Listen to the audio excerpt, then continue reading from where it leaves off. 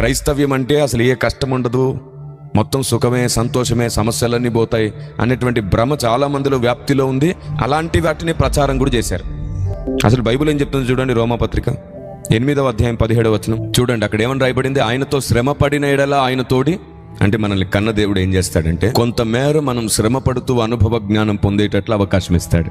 ఈ పిల్లలు ఆలోచించడం ఏమిటంటే మనకు కావలసినవన్నీ సమకూర్చబడుతున్నాయి కదా, పెద్ద మొత్తంలో మనకు ముఖ్యమైనవన్నీ కలుగుతున్నాయి కదా, చిన్న చిన్న వాటిని కూడా వాళ్ళు పొందుకోకపోతే నేను ఎందుకు ఫీల్ అవ్వాలి? చిన్న వాటిని ఇవ్వకపోతే ఆ పెద్ద ప్రేమను నేను ఎందుకు మర్చిపోవాలి? చిన్న చిన్నవి నాకు దొరక్కపోతే నేను ఎందుకు ఫీల్ అవ్వాలి? నా గురించి నాకంటే ఎక్కువ ఆలోచిస్తున్నారు కదా నా తండ్రి, నా గురించి నాకంటే ఎక్కువ ఆలోచిస్తున్నాడు కదా నా నాయకుడు. ఇలాంటి ఆలోచన రాదు. సుఖభోగముల మీద వ్యామోహం పెరిగిన వాళ్ళకి ఎలా ఉంటుందంటే ఏ చిన్నది దొరికినా బాధే వారికి. ఏ చిన్నది దొరికినా వారు ఒప్పుకోరు. ఏ చిన్నది దొరికినా ఇంకా అప్పటి వరకు చూపించిన ప్రేమంతా మర్చిపోతారు. ఏ చిన్నది దొరికినా అప్పటి వరకు చేసిన త్యాగాన్ని మర్చిపోతారు. ఏ చిన్నది దొరకపోయినా ఫీల్ అయిపోతారు, ఫీల్ అయ్యేటట్లు చేస్తారు.